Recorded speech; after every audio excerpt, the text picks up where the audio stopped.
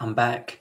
Sorry, it's been a few weeks since I last uploaded a full-length episode. I've had to focus on a few things away from YouTube for the last couple of weeks, but I'm back now. I do just want to start off by saying over the last couple of weeks, I've received a few positive comments and thoughts from some of you subscribers and otherwise, and I just want to say I've really appreciated all of those comments, and there've even been some kind of cricket-related topics and kind of mild debates that I've engaged in with some of you. And, that was one of the reasons why I created this channel, as much as it was about me wanting to just talk about cricket because I like cricket like many of you and trying to get my voice out there as part of a career thing.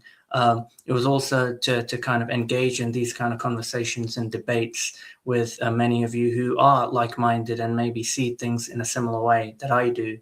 But even if you don't, I think, as I say, one of the reasons I wanted to set up this channel was to engage in these kind of debates and try and understand different points of view. Because, cricket, things like sport and art are kind of subjective in its very nature. And, we all have different kind of criteria we use to judge players and performances. And so, there's no real right answer, really. And so, I've enjoyed engaging with some of you on those kind of topics and debates. So, keep them coming.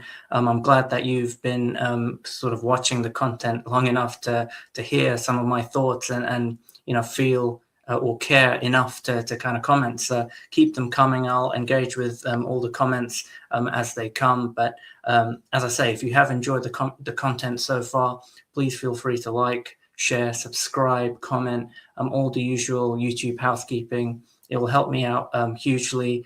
As I say, now that I'm back, I'm hoping to bring regular content again on a weekly basis. But and also if you're new to the channel, feel free to check out some of my other content, other videos. And if you like this one, again, feel free to like, comment, share, subscribe.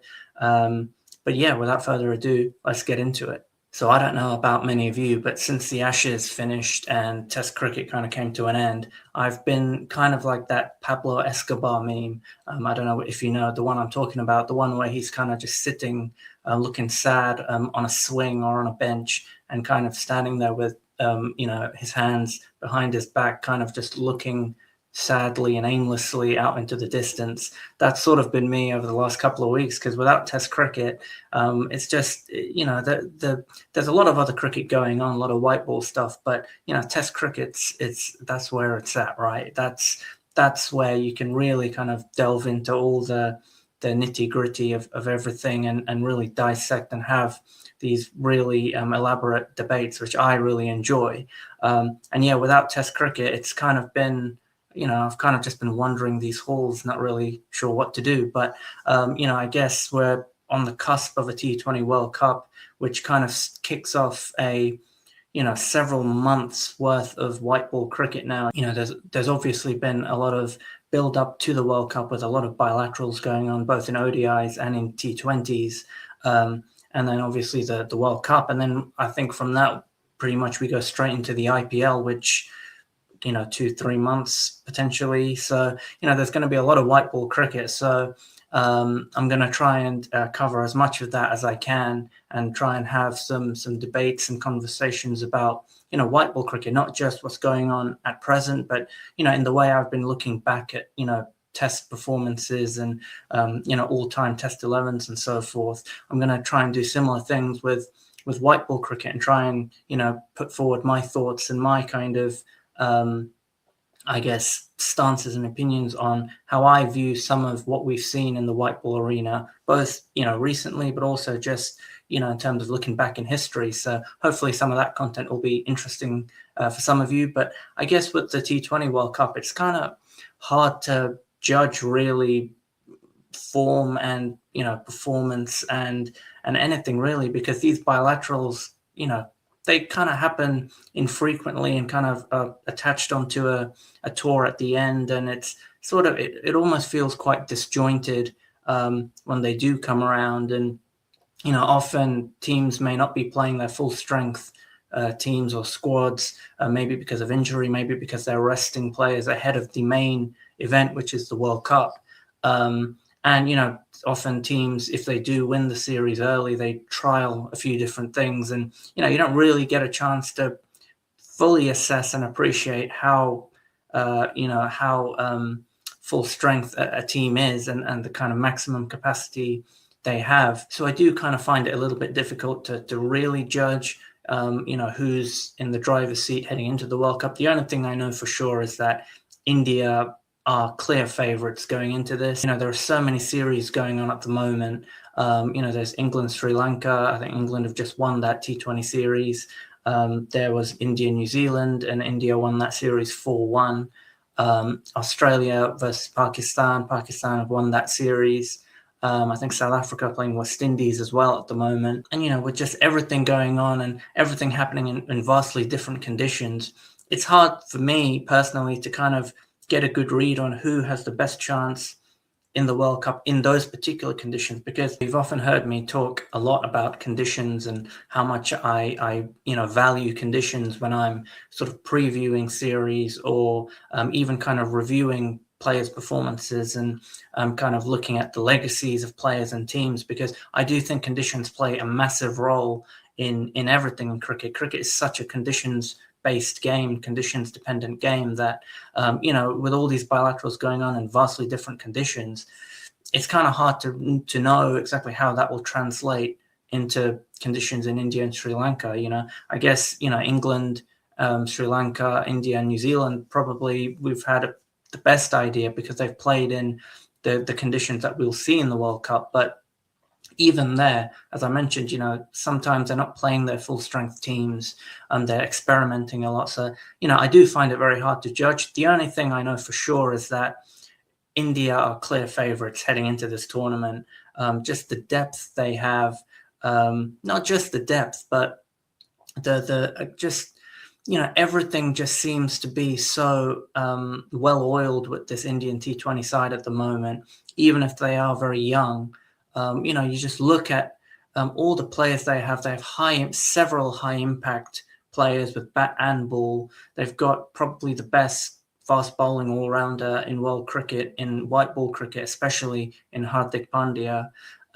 They've got, I mentioned the depth. They've got like every base covered, left arm wrist spin, left arm off spin, right arm, mystery bowling with Varun Chakravarti. You've got Jasprit Bumrah. You've got left arm pace with Arshdeep.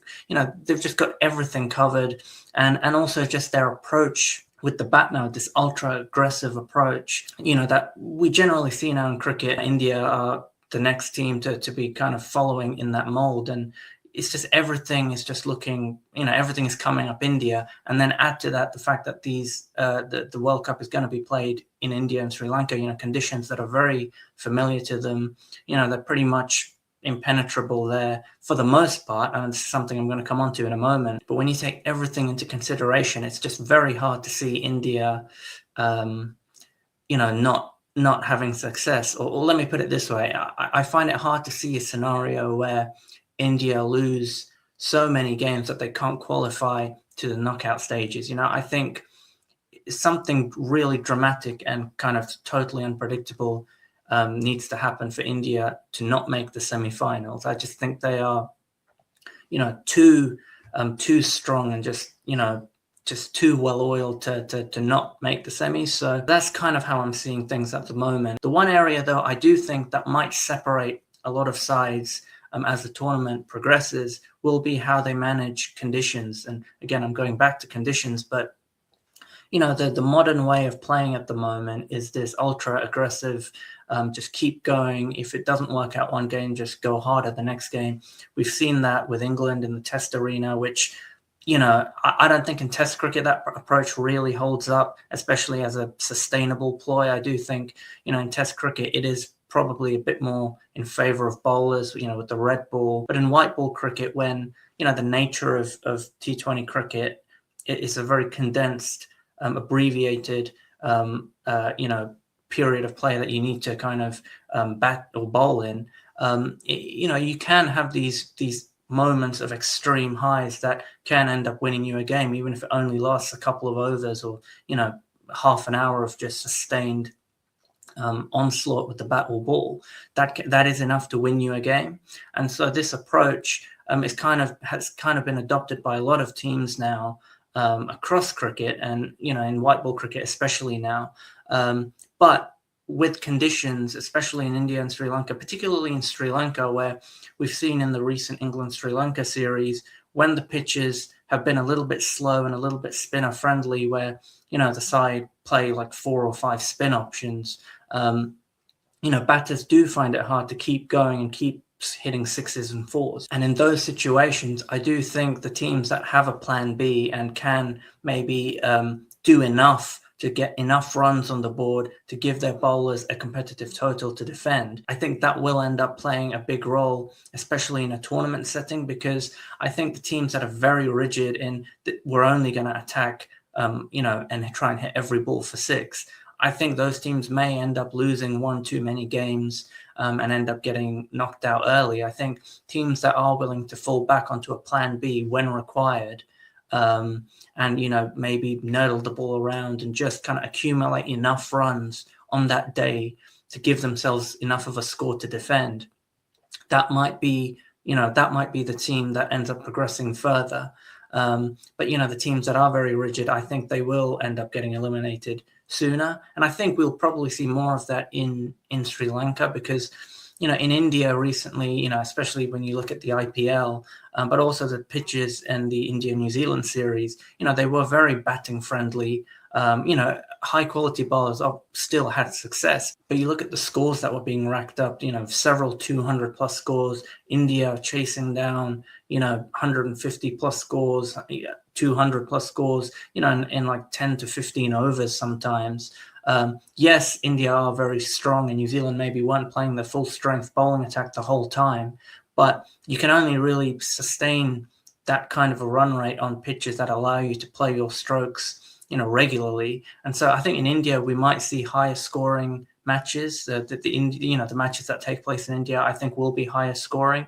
But in Sri Lanka, the teams that end up playing a lot of their group stages, group matches in Sri Lanka, I think that will be where I think adaptability will have more of a say. So I'm curious to see which teams do well in those kind of slower, lower surfaces, because I think that is a big part of T20 cricket that I still feel gets undervalued a lot.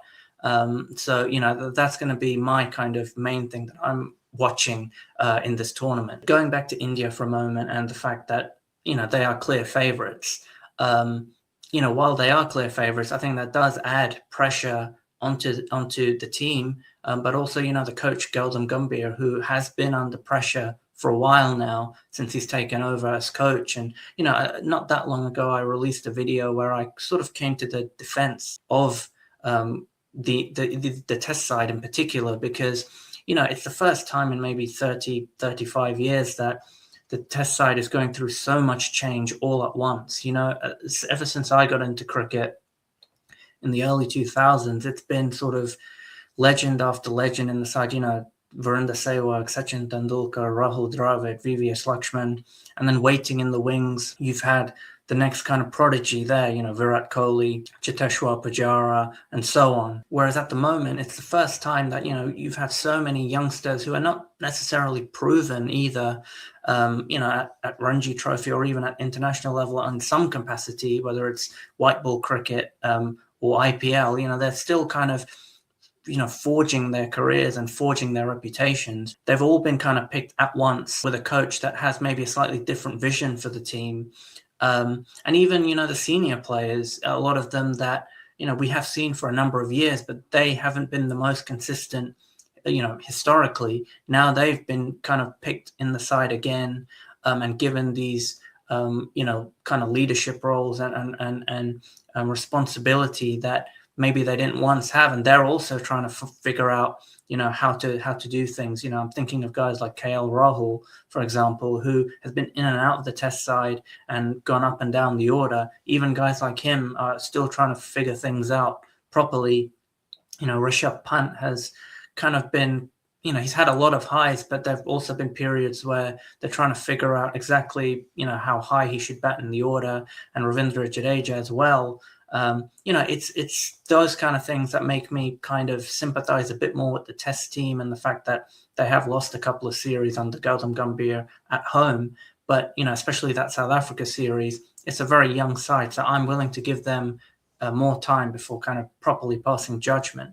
But in the white ball stuff, I think that's where, Indian cricket has had such a high bar in white ball cricket, just period. But especially in the modern era where they have, with things like the IPL in their favor and just all the superstars that they have, there's this expectation for India to win all the time. And since Gautam Gambhir has taken over, there have been a couple of series in the 50-over format where, the side, even when they have been at full strength or close to full strength, have lost series. The first was against Sri Lanka in 2024 when Gambhir first took over, and India lost that series. And I think it was the first time Sri Lanka had beaten India in a one-day series in 27 years. And then very recently, New Zealand beat India in India for the first time in 37 years, I believe. We can only speculate from the outside as to why, since Gautam Gambhir has come into the role as coach, that there have been some results that haven't really been what Indian fans and the Indian team are hoping for. Is there something in his methods that maybe doesn't always mesh with some of these senior players or any of the players that thrived under previous coaches like Rahul Dravid and Ravi Shastri? Again, it's pure speculation. We don't really know unless we are in the changing rooms. But it's just one of those things that, given India have such a high bar, when these losses start to rack up, and, in the last kind of year and a half, there have been more losses than I can remember, in terms of Indian cricket. It just makes you wonder how much pressure Gambhir is really under. But to his credit, they did win the ICC Champions Trophy at the start of last year, and they did win the Asia Cup, which, the Asia Cup isn't a fully global tournament, which includes all the countries, but it is still a multi-country tournament. And, India, you still have to win the tournament and, progress through the group stages and then hold your nerve in the knockout stages. So, he has those to his credit, but this T20 World Cup, I think, is going to be a massive assignment for him.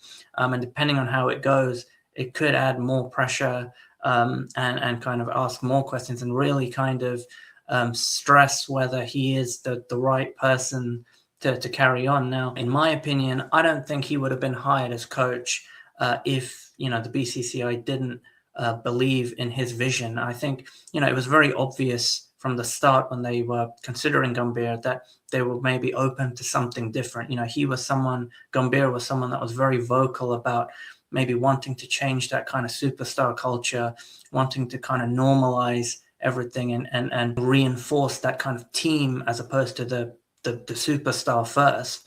And maybe initially that rubbed some people up the wrong way, but I actually admire what he was doing. I like that kind of approach to things. And obviously he has a lot of youngsters now that he needs to mold. And when he took over, some of the big names were being kind of excluded from the side. They were either retiring or being left out due to bad form.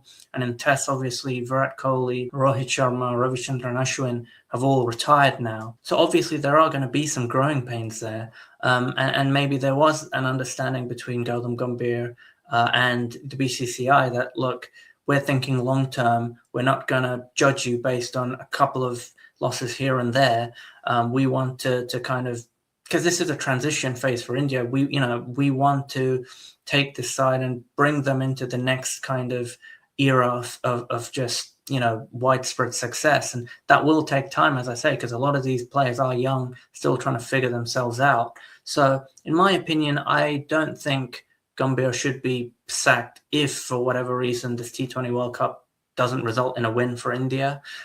I think they should hold out until at least the 50-over World Cup in South Africa in 2027, because that way he would have had a chance to have a couple of cracks at, major series, major tournaments in all formats. And, between now and the next 50-over World Cup, there's a lot of time, a lot of cricket to be played. So I do think that Gambhir deserves that time at least. And then at that point, if maybe certain mistakes, are being repeated, there are certain strategic things that are, he keeps sort of adopting certain strategic ploys, and they don't pay off, and it becomes a repetitive thing, a little bit like we've seen from the England Red Bull side, and the way Bazball's gone about it. If there are repeated mistakes, then maybe you can consider moving on. But I do think at the moment India should stick with him. As I mentioned, this T20 World Cup, it's kind of hard to see a team kind of really besting India in terms of quality and depth.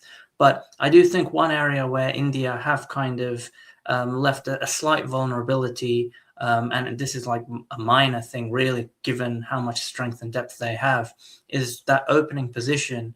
And I don't know whose decision it was to play around with the order, but I think Sanju Samson, I believe, has been sort of messed around a little bit. He was at one point performing really well at the top of the order with Abhishek Sharma. I think it was a couple of winters ago in a series in South Africa where Sanju Samson and Tilak Varma were scoring so many runs and centuries, and that top 3-4 just looked incredible. And at the time, Sanju Samson was probably playing his best cricket for India, especially in T20 format. But then there was this move to try and incorporate Shubman Gill into the T20 side, and I guess Shubman Gill, being an opener primarily in white ball cricket, we've seen him in the IPL for Gujarat Titans. They wanted to include him into side, and they ended up disrupting an opening duo that was working, and kind of moved Sanju Samson around the order. And then he was, I think, possibly out of the side for a while. And then they were trying to bring him back in. And, I think what ended up happening was that India ended up losing the best of Sanju Samson and also the best of Shubman Gill. Shubman Gill struggled a lot when he came back in the T20 side. He was using up a lot of balls and then getting out.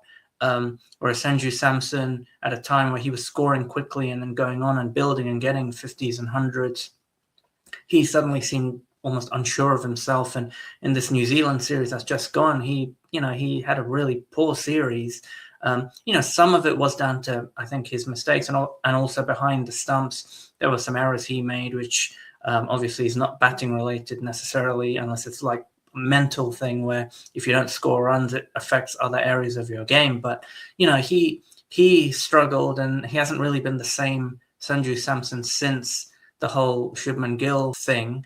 And Shubman Gill kind of came into the side, didn't really perform, maybe lost confidence, and now he's out of the side again. So I do think maybe India made an error there, disrupting a top two that were working really well in favor of maybe a kind of a grass is greener scenario by bringing in Shubman Gill, thinking that might be even better. But I think as it turned out, they've ended up, leaving both players in a low confidence space, and neither of them now are scoring as they once did. So, going into the World Cup, that opening position, who will accompany Abhishek Sharma, I think that's possibly still up for grabs. We saw Ishan Kishan score very heavily on his comeback. But, will he stay 3, or when Tilak Varma comes back, will he go to 3, and will Ishan Kishan move up the order? There are a whole bunch of question marks there. Or will Sanju Samson, will they back Sanju Samson, keep him in the side and trust that maybe he will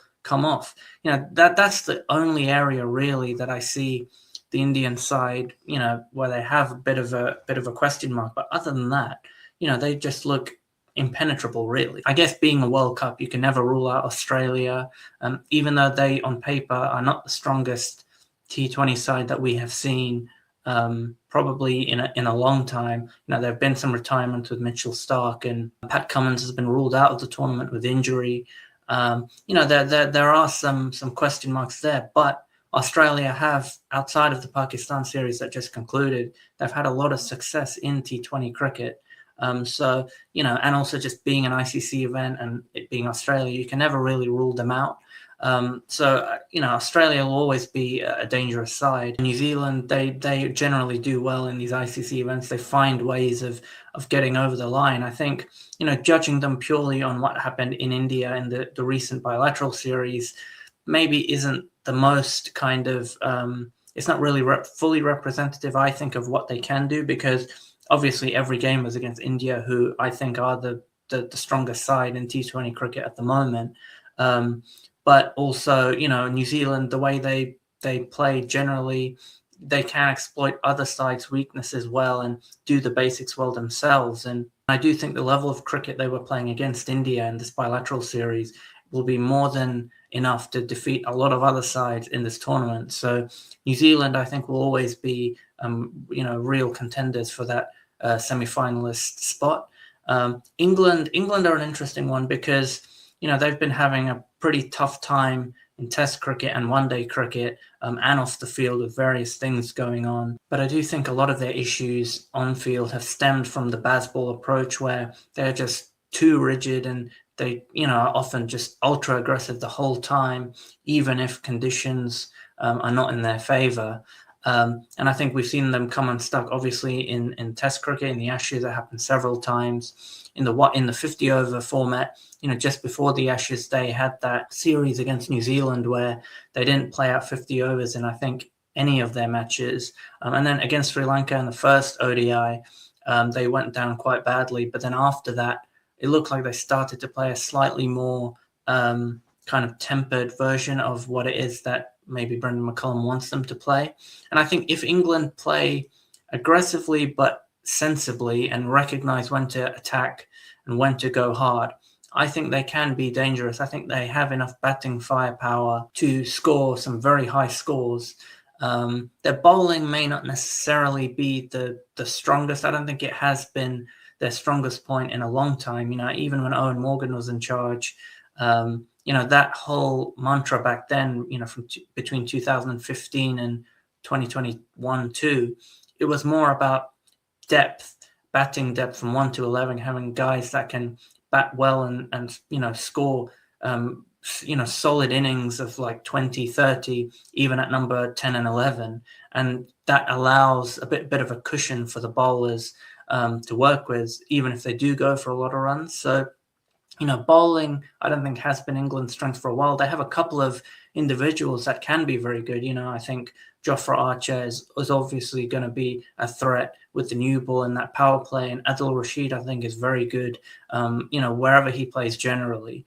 But, outside of those two, there are some weak links, in my opinion, which could be exploited. But, I think with their batting, if they play sensibly and don't just, get blood rushes all the time, even in conditions that don't suit aggressive stroke play, I do think that they have a chance to make the semi-finals. And then the other side, which has been on the up and up now for a couple of years, is South Africa. And I don't think they should be ruled out at all. I think across formats now, they're building a really strong squad of players, a really versatile squad of players with a lot of depth that I think can easily be semi-finalists or even finalists in this tournament. And while they have lost a couple of big players, mainly Heinrich Klaassen, who decided to retire from international cricket, they've had an influx of young players who have been equally as destructive. Dewald Brevis, Ryan Rickleton at the top of the order has been, when he's on, he's one of the most dangerous openers that I've seen in T20 cricket.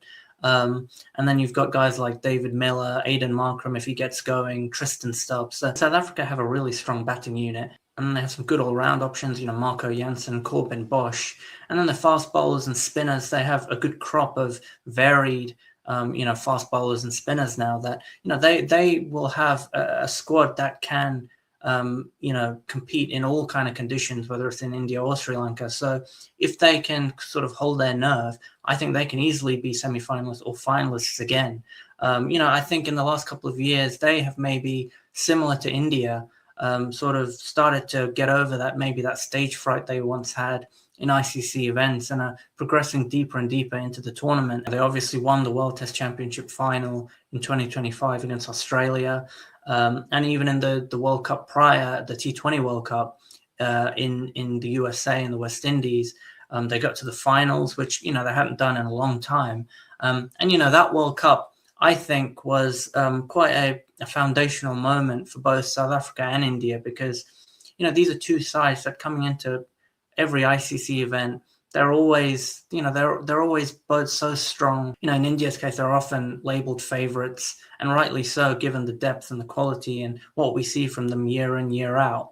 And then South Africa have always had a strong team, and depth and versatility. But for some reason in ICC events, they both seem to get stage fright at almost the last moment, regardless of how well they've played earlier on in the tournament. And that final in 2024, it was funny and interesting to see, because it was like which team would blink first, which team would make the least mistakes on the night of the final. And South Africa were ahead for so much of that game, and then at the last minute, they stumbled, and India were in a strong position. Then they kind of gave it up, and then they came back at the last moment. So it's that kind of thing that plays a lot in these ICC events, regardless of how strong you might be on paper. Those are the things that will make a difference, I think, in these ICC events. And South Africa look like they may have gotten over, or are in the process of getting over, whatever that boogeyman was that was kind of preventing them from going the whole way. And India too, after that T20 World Cup triumph in the USA and West Indies, they then went on to win the Champions Trophy as well in 2025. So maybe they've also broken that drought and might go on a bit of a run now and rack up ICC events. We'll have to wait and see, but these are the things that I'm kind of looking forward to seeing when this World Cup starts. One of the big talking points has been, the whole situation with India, Pakistan, and Bangladesh, and there's a lot of politics going on. On this channel, I'm just a cricket fan. I really just want to talk about what happens on the field, not so much what happens off the field, unless it is cricket related or something strategy related or preparation based, like what was going on in the Ashes with England behind the scenes. I wish politics could stay out of sport in general, regardless of the sport. Politics play such a big role, especially with India and Pakistan. So it's going to be a shame that if Pakistan don't play India in the group stage, which is, I think, the stance they've taken at the moment, it will be a shame just from a fan viewership point of view, because, India-Pakistan games, they are so rare now, but that rivalry is it's the best rivalry along with the Ashes in terms of history. But we're probably unlikely to see that. But I'm curious to know what happens if, depending on how the fixtures go and the results go, if India and Pakistan end up having to play each other later on, what happens there. But it's unfortunate, because that is like one of the main games in these ICC events, but that looks like that's not going to happen now. I appreciate the administrative and political and all the kind of business decisions and I guess humanitarian reasons for playing or not playing or withdrawing or whatever. They play a part. Given India and Pakistan don't play each other at all outside of ICC events, just from a pure fan point of view, it's a shame that they won't be playing. And, I just hope that in time we can see the two sides at least meet again on, good terms in ICC events at least, because, as I say, it's very rare that we see these two sides play. In T20 World Cups, one of the sort of endearing things that we often see is an emerging nation, or a nation that doesn't really get many chances in the spotlight, with the bright lights and all the eyes on them, kind of making a name for themselves, or having a statement win or a tournament to remember, and that people will look back on. Given the fact that T20 cricket is so abbreviated, and in the space of 2 hours or something, anything can happen, and you can see a side that comes completely from left field and shakes things up, with just one guy having an inspirational performance. And by the same token, a team that was billed as favorites might end up having, a shocking few overs where they lose a few too many wickets and end up losing a game that they never were expected to lose. And that's kind of a thing that often happens in these T20 World Cups. And I'm curious to see, who that team will be this time in terms of the emerging nations. Last World Cup, I think USA won a lot of people over. They beat Pakistan. Aaron Jones, who unfortunately has had some off-field issues since then, but he was kind of like the breakout player of that tournament as far as emerging nations go.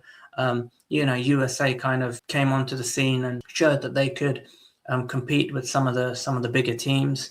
But even going further back in T20 World Cups, I think in 2022, I think Ireland beat England in a game. I think Netherlands have beaten England in 2009 in the T20 World Cup. I think in the first ever one, Zimbabwe beat Australia. So these kind of things, while they may not be tournament defining for those teams, still to get one over against one of the major nations is always, it's always, I guess, fun to see from a fan point of view, because, there's always this conversation going on about, is cricket accessible to everyone? Is cricket still too elitist, or should more be done to make it more global? In Test cricket, it seems to be that kind of weighing up of, watchable, high-skill cricket versus just getting every, team to be a Test-playing nation.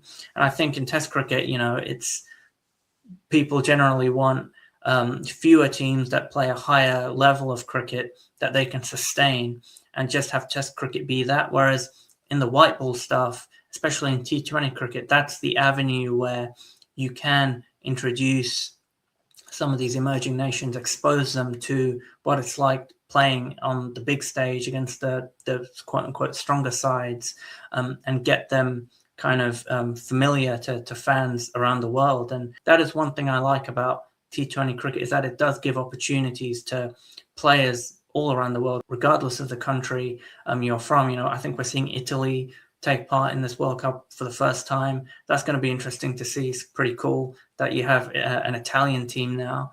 That's the kind of side plot for this T20 World Cup is, how are these emerging nations going to do? Who's going to be the breakout player? And will we see any kind of quote unquote upsets in this tournament? Just to end on something fun, given the World Cup is just around the corner, the T20 World Cup is just around the corner, I wanted to think about what my all-time T20 11 would be. As you know, I like to do these fantasy 11s because I think all cricket fans to some degree like to compare players from different eras and just in general, because that's, I don't know, it's like this weird thing we fans have. I do think in Test cricket, that kind of a thing is probably a bit easier to do because, the rules in Test cricket and the format as a whole hasn't really changed for so long.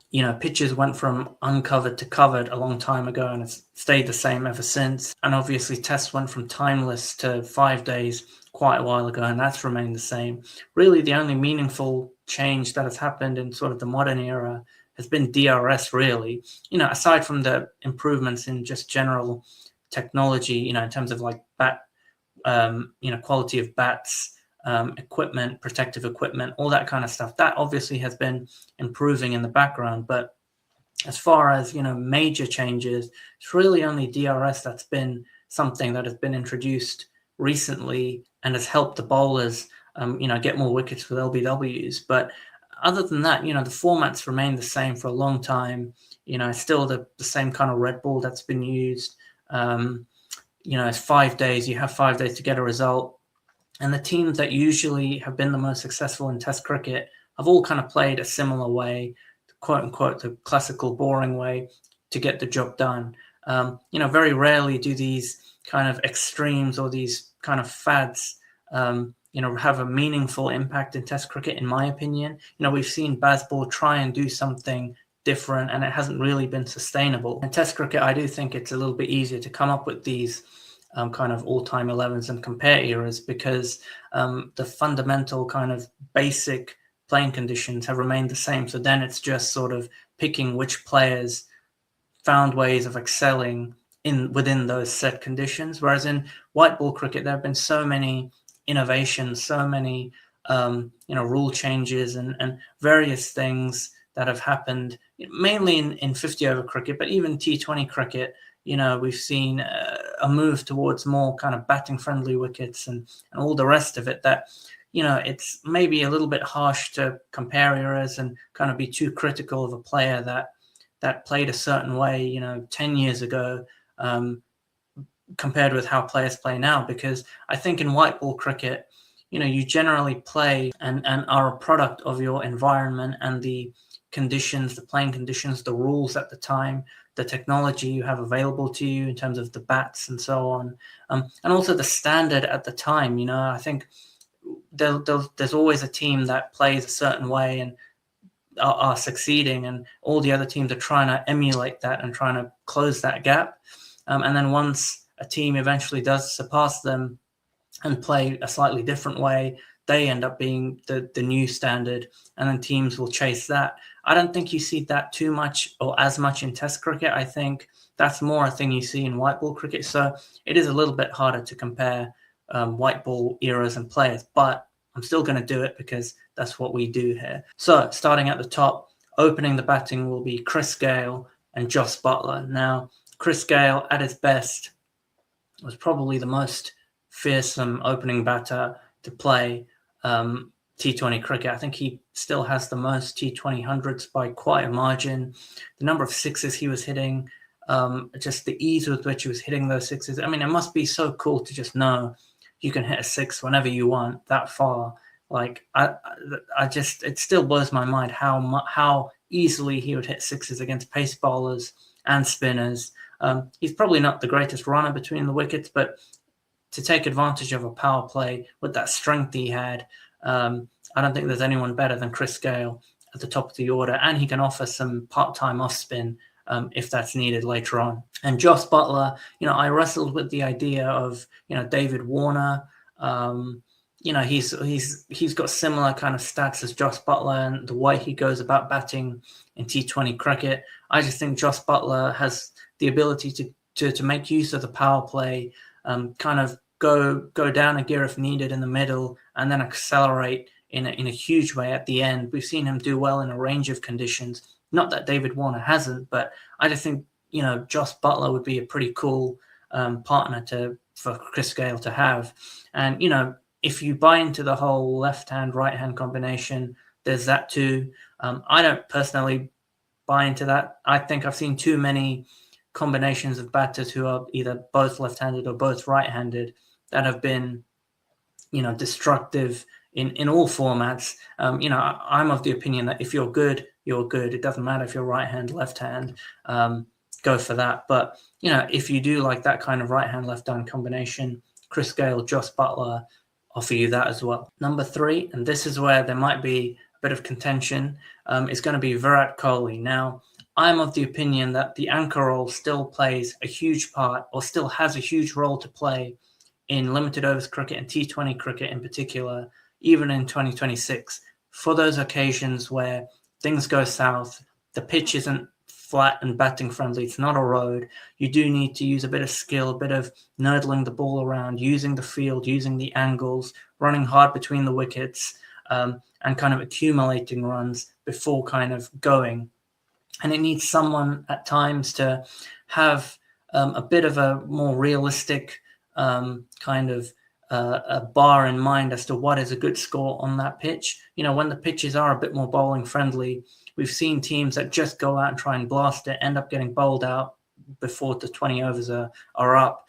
And then they end up leaving, a valuable 20 runs out there, which end up, being make or break in that game. I think having one anchor player to avoid that, I think is huge. However, this player needs to be able to have both strings to the bow. So they need to be able to consolidate and accumulate runs if an early wicket falls. If they come in, 11 for 1 after 2 overs, they need to be able to accumulate runs and consolidate for a period of time. Even if they come in, 20 for 2, they need to be able to do that. But then once they're in, they need to be able to go up the gears and end up with a strike rate of maybe 120, 30, 40. That doesn't have to be over 200, given, assuming this is a difficult pitch. They need to be able to do that. Equally, they need to be able to, if the openers get off to a good start and they, the number 3 comes in at 80 for 1 after 8 overs or something. They need to be able to just keep going, keep that run rate going, and make sure they don't fall behind. And I think Virat Kohli has been the best at doing both of those throughout his career. For a long time in T20 internationals, he was averaging over 50, and I think with a strike rate in the 130s as well, if I'm not mistaken. Those are incredible stats to have. And also he was a product of the 2010s, really, where T20 cricket and batting wasn't as belligerent as it is now. So he did have to develop that game of kind of starting slow and then building. But in the 2020s, we've seen in the IPL, for example, his ability to hit sixes more frequently, use the field in a 360 way and hit more boundaries. So I think he has both strings to his bow. And I think the perfect example of why an anchor person is so important even now is that final in 2024 against South Africa in the T20 World Cup.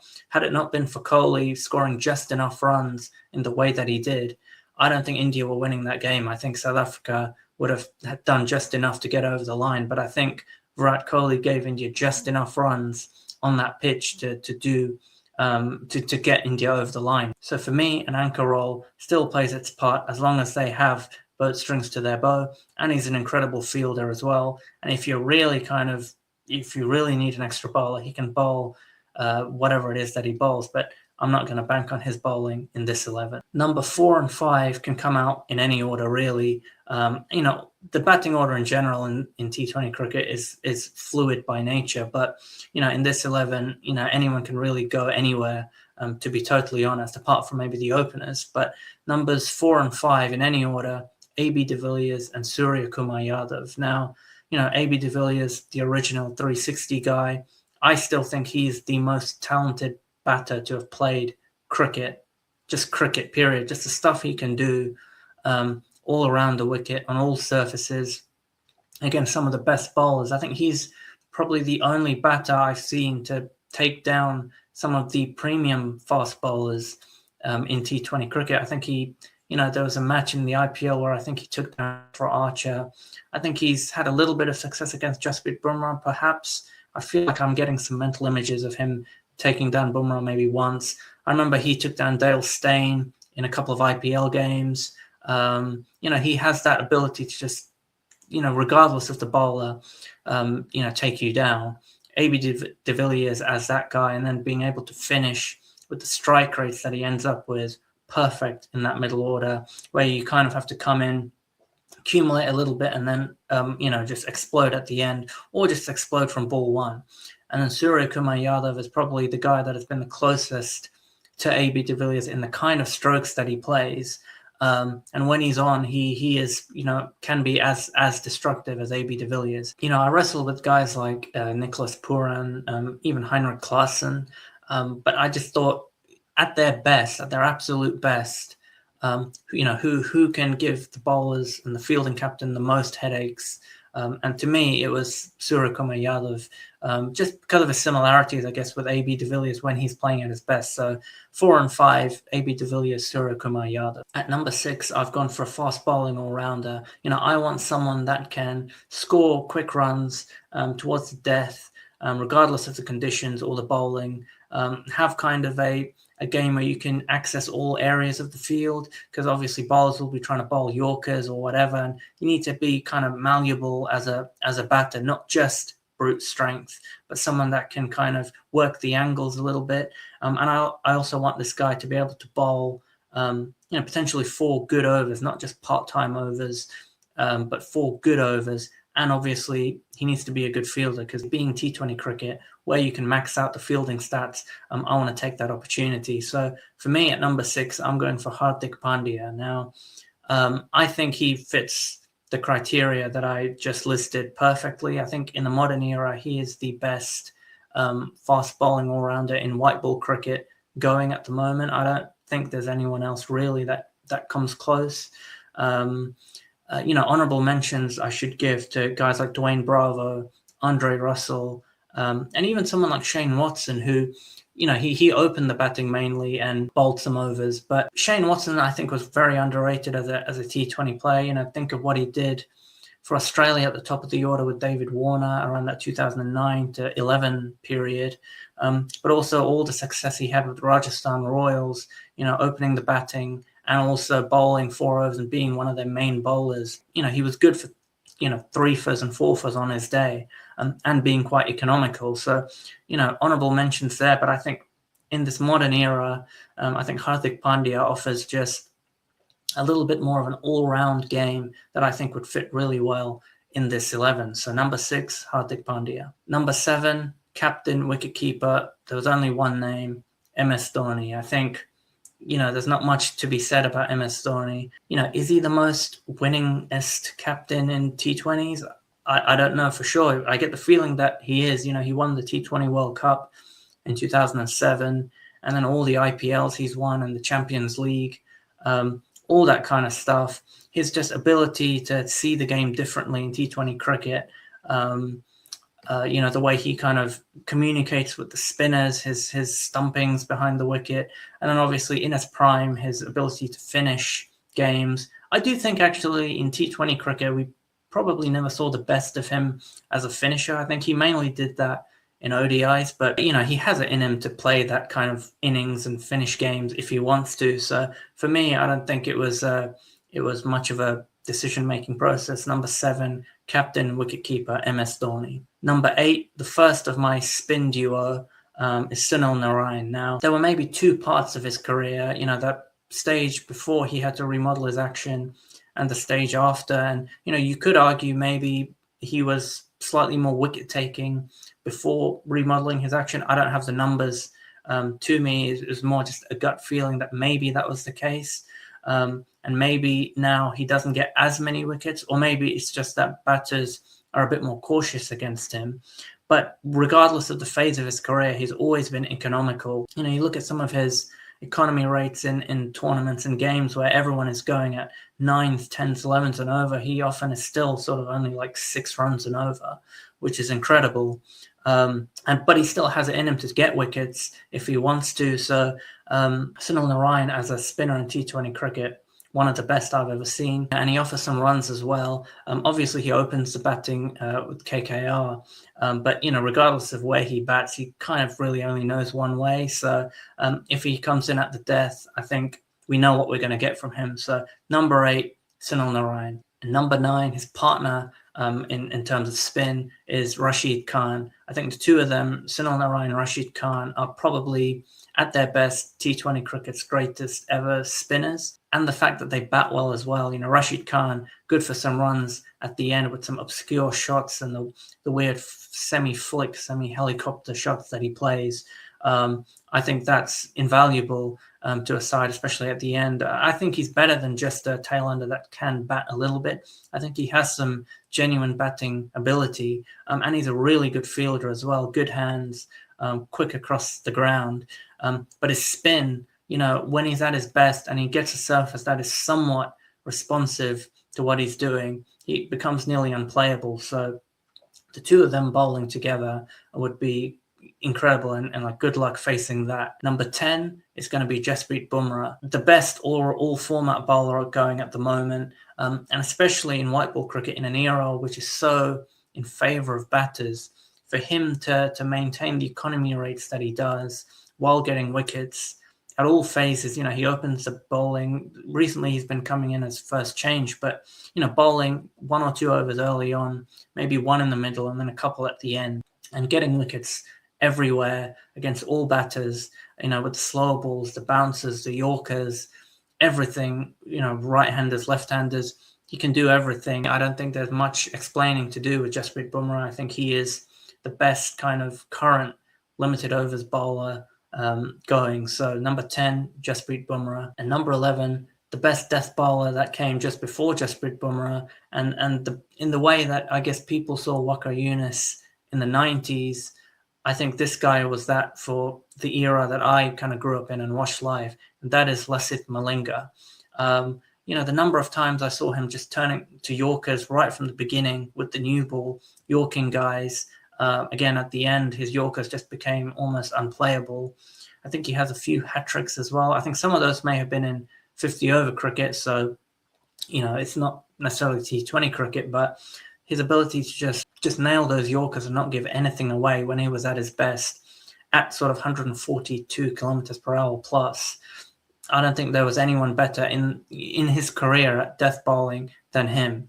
So, again, having Jasprit Bumrah, Lasith Malinga bowling, good luck facing that. Add to that Rashid Khan, Sunil Narayan, and then Hardik Pandya with some overs. That's an incredible bowling attack. And then you've got guys like Chris Gayle to offer a little bit of part-time spin if you really need it, but I don't think you will. So just taking it from the top again, my all-time T20 11, Chris Gayle, Jos Buttler, Virat Kohli, AB de Villiers, Surya Kumar Yadav, Hardik Pandya, MS Dhoni, captain and wicketkeeper, Sunil Narayan, Rashid Khan, Jasprit Bumrah, and Lasith Malinga.